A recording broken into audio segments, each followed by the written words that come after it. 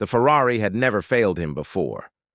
Parked awkwardly on the side of the quiet countryside road, its red paint dulled by dust, it looked almost embarrassed. Daniel Moretti, a self-made millionaire known for buying companies with a single signature, stared at the engine with disbelief.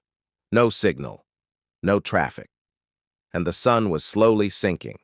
For the first time in years, money felt useless. He slammed the hood shut and leaned against the car, frustration tightening his chest.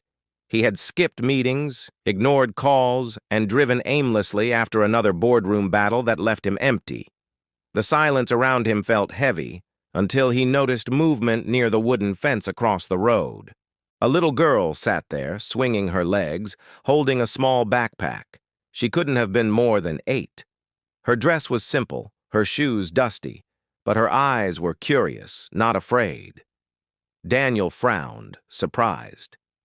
"Hey, are you lost?" he asked carefully.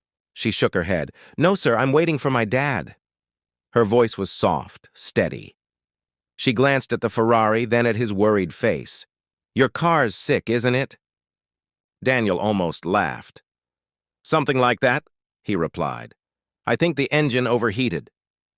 She stood up and walked closer, examining the car with serious interest. Then she leaned in slightly and whispered, as if sharing a secret, "My dad can fix it." Daniel blinked. "Your dad?" He looked around. "Is he a mechanic?" The girl nodded proudly. "He fixes everything. Tractors, buses, even a police car once." She smiled. "He says engines talk. You just have to listen." Before Daniel could respond, an old pickup truck rattled into view. A man stepped out, tall, sun-worn, grease on his hands, eyes tired but kind. "Lena," he called gently. "Sorry I'm late." "That's okay, Papa," she said, pointing at Daniel. "His car is broken." The man approached, nodding politely at Daniel. "I'm Mateo," he said. "Let me take a look." Daniel hesitated. He was used to professionals in pressed uniforms, not rural mechanics with toolboxes held together by tape, but he had no choice. Mateo lifted the hood, listened, touched, closed his eyes for a moment. Then he smiled faintly. "Fuel line's clogged, not serious," Mateo said. "Give me 20 minutes.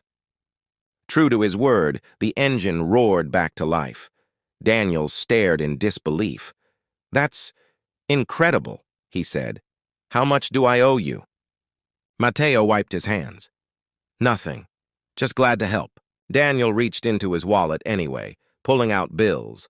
Mateo gently pushed his hand away. "Sir, my daughter's watching." Lena smiled up at her father, proud.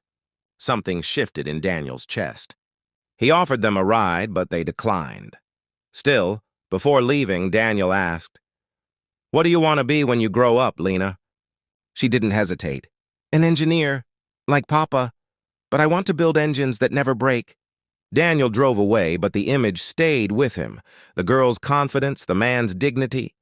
That night, he couldn't sleep. The next morning, he returned.